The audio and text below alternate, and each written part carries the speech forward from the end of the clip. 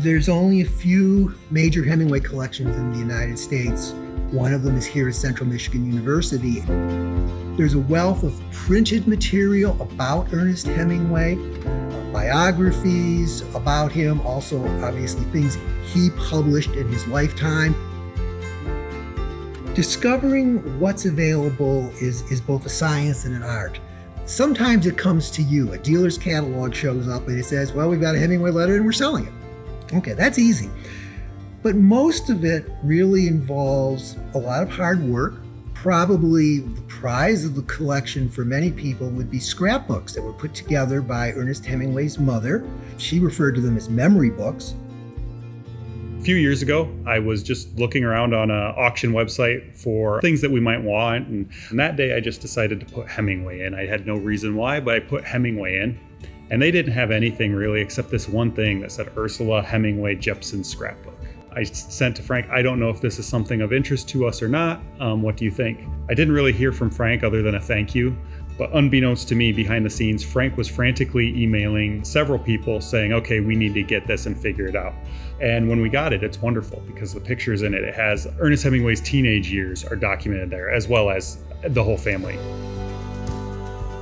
These were what you would expect a mother to put together. They were birth announcements, there were pictures of the family, various kinds of printed documents that the children had created or drawn documents, and she would put her own notation into it.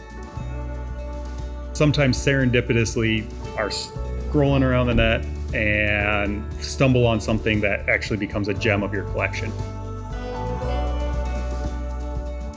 There's also a very nice collection of ephemeral material about movies made from Ernest Hemingway books. Giant color posters that you would see outside a movie theater saying, coming next week, The Adventures of a Young Man by Ernest Hemingway. So this is all sort of this wonderful package that tells you what it was like for this young man to grow up in northern Michigan and then to go on and become a major literary figure in the world. There's a wonderful letter that he wrote to a friend of his named Jim Gamble. Jim Gamble had proposed after World War I that Ernest Hemingway return to Europe, spend the summer with Jim Gamble. Ernest Hemingway writes back and says, Jim, that's a great idea. We should get together for the summer, but you should come to Little Traverse Bay. He goes on for 5 pages telling you how wonderful Little Traverse Bay is, as only Ernest Hemingway could. He's recovering from his war wounds and also his broken heart at the time. And what he's trying to do in the letter is to organize a fishing trip up to Hortons Bay.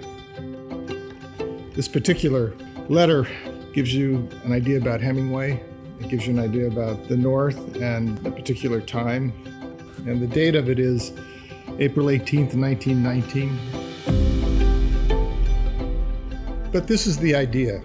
Bill has a farm, which because he was in the service, a Marine flyer, he has rented out almost entirely. So that leaves him free for the summer.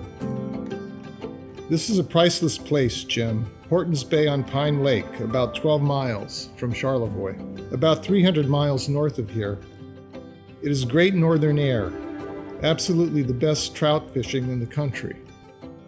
No exaggeration, fine country, good color, good northern atmosphere, absolute freedom, no summer resort stuff, and lots of paintable stuff. And if you want to do portraits, you shall do them. Bill has a Buick 6 that we can run into Charlevoix with when we long for the flesh pots. And it is equally good to run over to the Pine Barrens, where it is absolutely wild, and there are the big and little sturgeon and the Minnehaha and black trout rivers. It's a great place to laze around and swim and fish when you want to, and the best place in the world to do nothing. It's a beautiful country, Jim. The very back of it, he actually pencils in his name, Hemi. He's writing this letter before he's a famous author. Nonetheless, it certainly reflects Hemingway's style. It's a good letter, it's a good way of catching attention. It's one of the real treasures we have in the library.